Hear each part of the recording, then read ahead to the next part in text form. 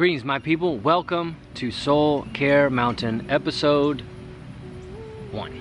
Yes, man, I've been thinking a lot about, how do we talk more about self-care in an industry where we are stuck mostly in meetings about crossing T's and dotting I's and doing a lot of things that deal with how to function within a certain system, while at the same time not talking about how to function as human beings rather than cogs in a machine. And so I wanted to create this video series that, Lord willing, I'm going to send out every Friday, or at least 2 or 3 Fridays a month.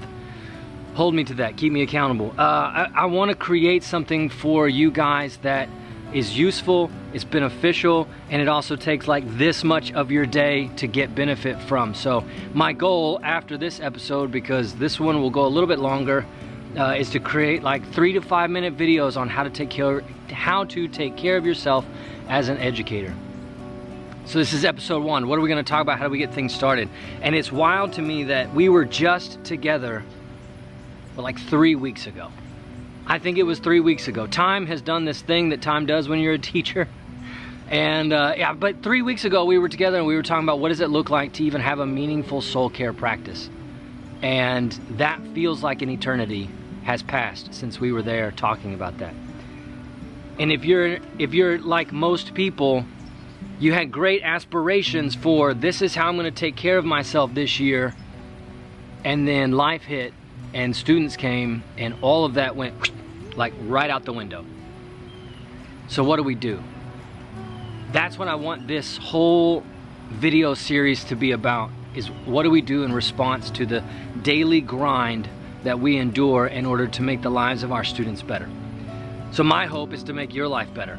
If nothing else comes out of that, I hope that your life is somehow improved by the participation in these episodes. And really I wanted episode 1 to be the setting of the stage, right? We have to have the introduction of the scene, as in most good books. And what I want to say more than anything else is that this stuff matters. Maybe you feel like you've got this whole deal taken care of and your life is epic and you don't need any of this soul care stuff and everything for you is wonderful. Great. Turn the video off. Go on about your day. But for those of you out there like me, where mental health and bodily well-being is a daily choice that you have to think through in order to not completely grind yourself into dust, then this is for you. But this stuff matters because you are in a career that will require you to pour yourself out into the lives of others. The students you teach, the coworkers in your school, the people that you love at home. All of that requires a pouring out of self. But the problem is you cannot pour out water, you cannot draw water from a well that is empty.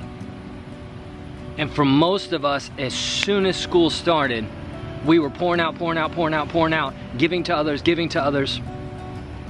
There goes the school bus driving by. But we're pouring out. And probably, if I had to guess, all of the ideas about how to refill the well within us went right out the door. And I hope that you hear me say that this is worth the time it takes. And you are worth the time it takes. You as a human being deserve to take some time to take care of yourself.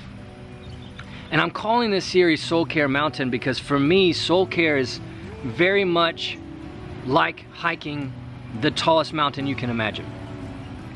Except that there's really no peak. There's no top to get to. It is a perpetual lifelong climb because we can always get better as human beings. And you should want to get better as a human being, because if you're not getting better as a human being, how can you expect your students to want to be better as human beings? That's part of education, is helping to shape these little lives to become the best human beings that they can be. But how do you do that when you yourself are not striving to become the best human being you can be? And I don't say that with condemnation. I look at myself as much as why am I okay with these poor habits when I expect my students to change their poor habits? Why am I okay with that in me when I'm not okay with that in them?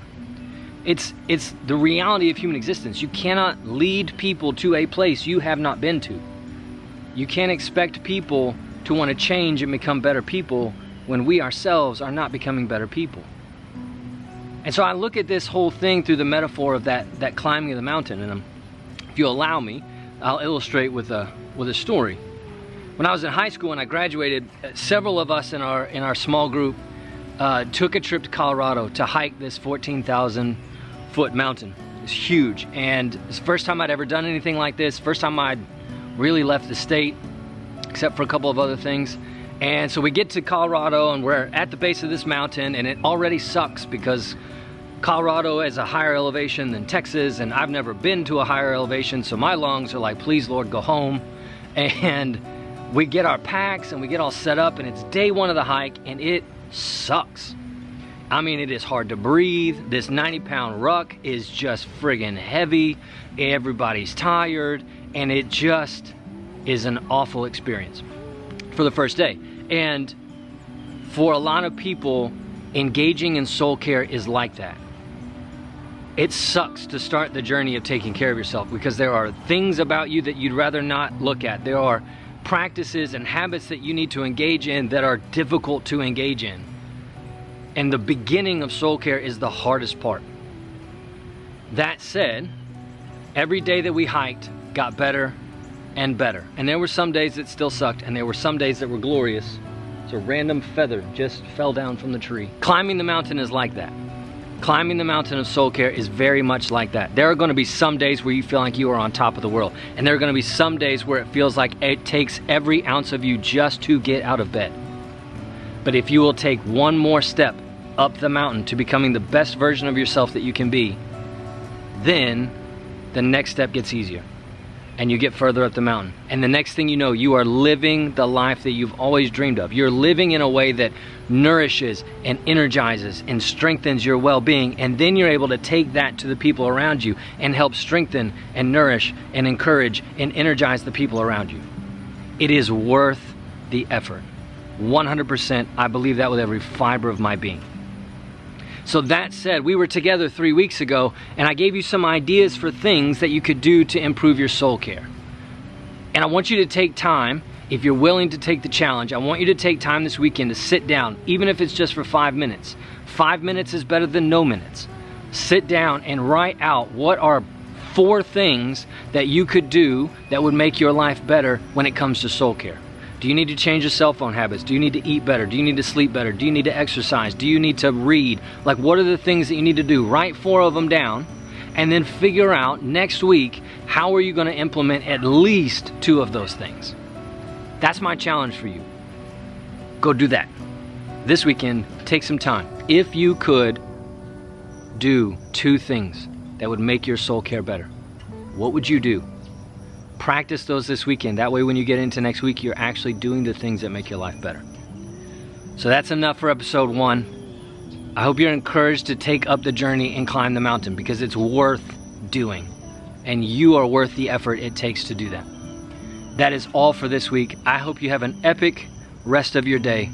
And until I see you next time, keep climbing.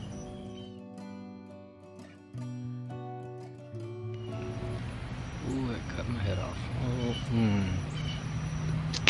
Blast. Okay. There we go. That's better. Okay. Blooper reel.